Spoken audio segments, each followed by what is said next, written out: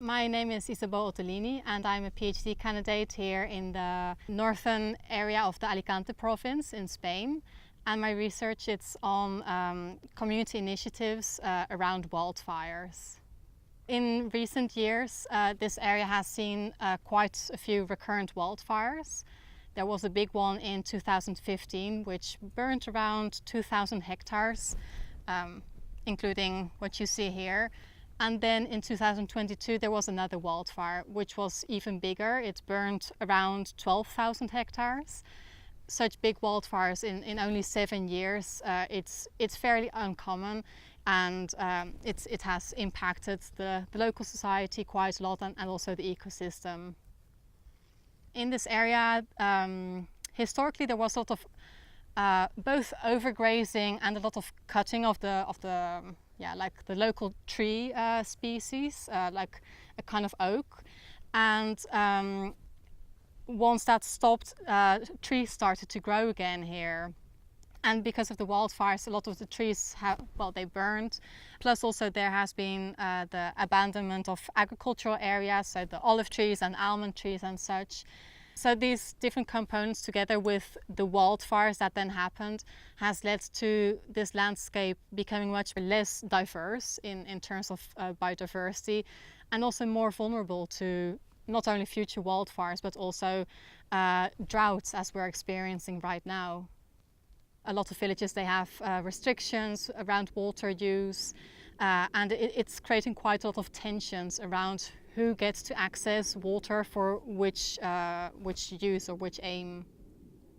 Often wildfires, they're seen as something destructive, but wildfires also create things, and one is that oftentimes it creates community or citizen initiatives afterwards, because of course people, they experience a wildfire close by and they want to do something after the wildfire. Oftentimes what happens here is that people, they just want to go to the burnt area and plant trees. That's like the more typical response, but then there are initiatives that look a bit beyond that, and they're like, okay, why did this wildfire happen, and how can we structurally prevent future wildfires from happening again? And so local folks, they delve into this process of exploring, okay, why is this territory so wildfire prone? What can we do? How can we collaborate, for instance, with the public administrations? In 2015, with the wildfire that happened, is that there was a lot of actually there wasn't communication from the public administration. So people were there was a lot of social unrest during the wildfire and shortly after. And so people, they went to the streets and they protested. They demanded more responsibility from the public administrations in doing more preventive work. And also just to be considered and to be heard, because people, they felt very much left out. And so from this social unrest is then this citizen initiative called Pego Viu emerged.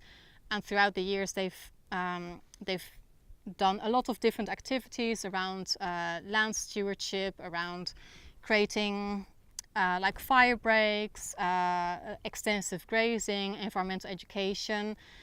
In Spain there's still very much the legacy of the dictatorship, where all decisions are made from above and there's no involvement at all from local levels, where things that make sense from an urban environment have no sense at all in a place like this. Just to put a very simple example, that it's nowadays prohibited to gather a lot of the medicinal plants or plants that you can eat. And of course from an office that in the urban area might make sense for biodiversity issues and such, but by prohibiting people to use certain plants, for instance like this one, the chamomile or the rosemary, it breaks the relationship of people with their surrounding, with their nature, and it leads to a loss of the identity, of all the knowledges. And the same, for instance, is with fire. Historically, fire has been used here for hunting, like you would light a fire and then animals would escape and people would hunt. But fire has been completely prohibited, and now we're on the other extreme where the landscape is so flammable that even with one spark there's quite a big possibility that it will develop into a big wildfire, while before it was much more managed with the use of fire. The way in which wildfires are managed in Spain, it's very, very technocratic, in the sense that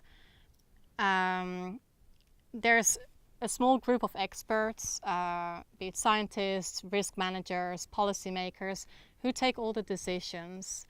And it's based on this idea that society is made up of individuals that are passive and unknowledgeable. And for me, by working with community initiatives, I see the total opposite.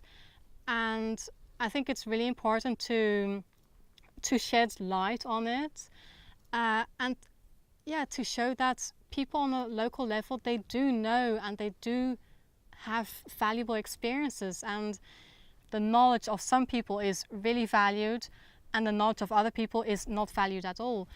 And I've seen this, for instance, with many of the interviews that I've done with local people here, is that oftentimes after the interview they're like, I'm not sure if anything I told you is of worth because I don't really know anything.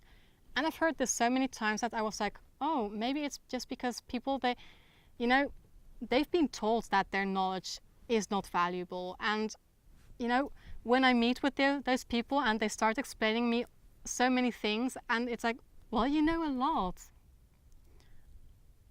What I've seen from my own experiences around community initiatives and community building is just the fact that people, they get a sort of sense of belonging and how to call it, empowerment also. Like, okay, I can actually do things, even if it's restricted just on a local level. I do have a certain level of power or agency to at least do some things and create small changes. I'm not sure how to summarize it, but they have a sense of pride in this area. They feel a very deep love for it, and so from there is where this sense of wanting to defend it comes from, be it against mass urbanization projects or renewable power plants or wildfires, because people, through these community initiatives, they do start to really value what the surroundings, what the nature has to offer.